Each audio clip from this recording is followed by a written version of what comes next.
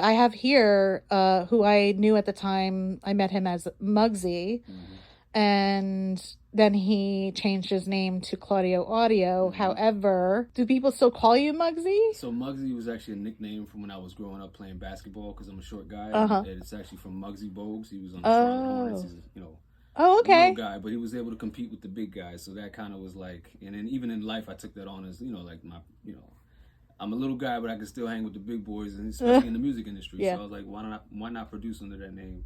But eventually, I just kind of stuck with my actual name, which is Jose Claudio. My last name rhymed with audio, and I was like, I started from an email where I was like typing in my last name, and I accidentally clicked. typed audio. I typed Jose Audio I was like, wow. So that was how I came up with Claudio Audio, and I used my daughter as the tag. Claudio Audio. Yeah, that's right. I remember that. Yeah, so Yep. she was 5 years old at the time, and I bribed her. I gave her $5, and I was like, "Hey, you gonna record it?" So hopefully that paid off the publishing, so she doesn't come back to get me later. Yeah, right. But no, she's entitled to all the royalties that I have coming to me. Nice. So yeah. But that's the story of Claudio Audio and how I got that. Okay. Name. Do you remember how we met like 15 years ago ish? And I was working at MTV, but I don't know if we met at MTV versus when I started in Digi. So it was actually in East Orange, New Jersey at a beat battle. But that's how we met. I got your business card that night. Even though I lost, I was excited about knowing somebody from MTV. So I was like, let me email her a beat real quick. And you also were doing work with the NFL at the time. So I had a beat already made that I was so excited. I was sampled the NFL theme song, and I was like, hey, you work for NFL or do work. But I couldn't do anything with it. That's right, because of that was when you kind of let me know how the game really works. And it's like you can't no samples. You can't use anything, especially with licensing. You can't really use samples. Yep.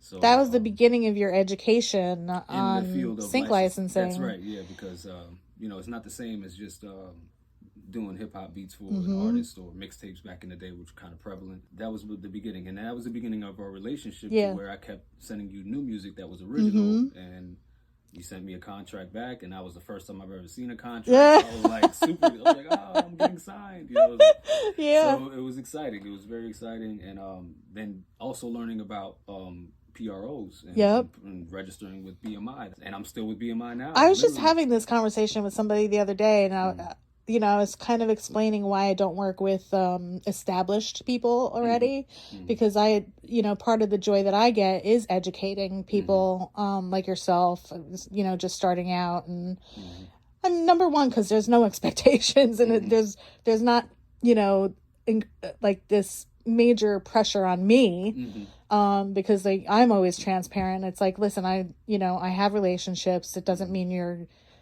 ever going to get a placement through us. Right, But, I always put that out there but you have to be in it to win it too. Right, like meet me halfway. Yeah. Do you remember what your first placement was? That was actually on MTV. It was the hottest MCs in the game. I think it was now that I think about it, it's actually 2 placements in one phone call that you had called me and told me about it. So it was the hottest MCs in the game and America's Best Dance Crew. Oh, yeah. So they kind of used to do dance Jabberwockies or something. Yeah. So that was the season that they had won. And it was, one beat on that episode and then another beat on the hottest MCs in the game, which was a show that was, I think it was hosted by Sway and a few other hip-hop journalists. And they get in a round table meeting and they kind of, they rank. It's like a ranking system where they rank the Lil Wayne, Jay-Z, who had the best album that year, or who lyrically did more for the mixtape culture. Yeah. So that's how they were ranking. So let's go there. Let's go there with Sway. I just produced a record for this duo from New York. Both of them are from Brooklyn, New York. They're called Trademark. It consists of Monty the Mogul and Tiara Mills. This is her first time premiering a record at Sway, and it's actually my second time having an artist tell me that they're premiering a record on Sway. With the first one being Fred the Godson. Yeah.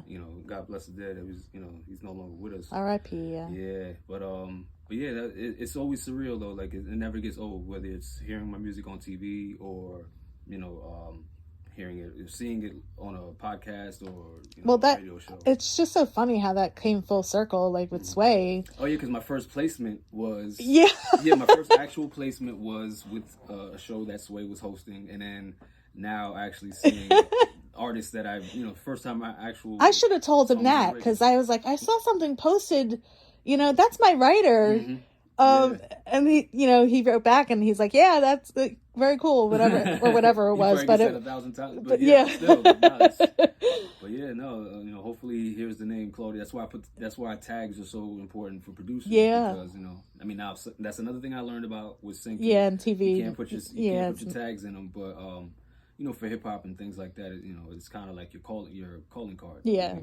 Even if you don't get paid for it up front right away, that's kind of like your payment was the exposure you get with your tag. So you just can't have them going throughout the entire beat. Do you remember getting your first royalty check or Yes. state? It probably wasn't a check, because it probably wasn't that much, right? So that was also a thing I learned, was that you have to accrue a certain amount before you actually receive a check. Yeah.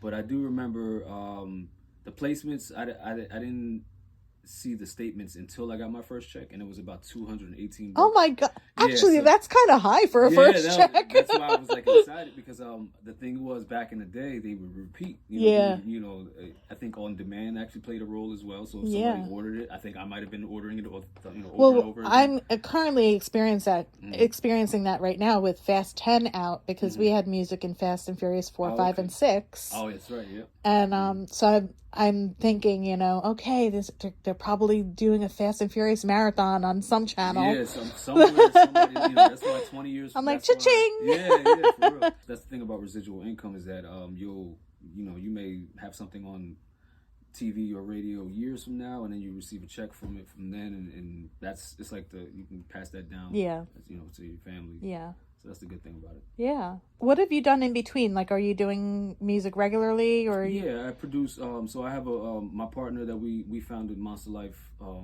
It's a clothing brand, but we also do. He's also an artist, Yasin. So he's a rapper. He's got features with Raekwon, Capone from CNN.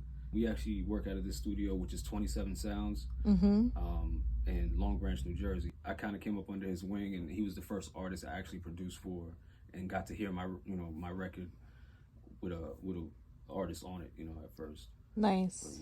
But we've been working. We're brothers. We're thick as thieves, man. We've been together forever. That's wonderful. I want to thank you that you're still, as part of the family. I know sometimes I'm like, hey, are you going to do any more music for us? It's just time to make it. But because you didn't just get those placements, you wound up with a lot of placements. Yeah, that's it. In the years after that, and it's funny, like the Love and Hip Hop, and to see that my music, kind of, even the older things, things that I would like not play for people. I was like, like cringe-worthy music, and I'm like, I wouldn't really consider that a hot beat these days, but it served its purpose. Exactly. So it's kind of like everybody's their own worst critic. You always feel like there's room for improvement. Especially now that I know my skill set today, I'm way better at mixing and mastering. So, and did you actually see? Because there's something I saw and I was like, oh wow, that's a little sentimental now. The East Los High placement that you had. Oh, with Twitch. Yeah, it's crazy too. Yeah, I remember seeing the footage of that. You had tagged me in that, and I was like, man, another person that was going too soon, Twitch. But because I think that was a placement where he actually had to listen to your music to. Oh, really? So he had to pick it. Did he dance to it, or was it in the? Okay, right. So those were live. Like those were like. Wow. That means that he had to do that routine from your music. That's right. Yeah. So he choreographed his dance moves for that. Wow. Yeah. So that was an honor in of itself too. So that was pretty cool. But yeah, another person that passed that that I was blessed enough to be a part of their lives without them even knowing me. Yeah. So that was pretty cool. Yeah. Well, thank you. I'm so glad, you're still part of the family. I'm glad that you've continued and even built on your success with music. You have it right there. Your music was playing at Sway's. What show was it?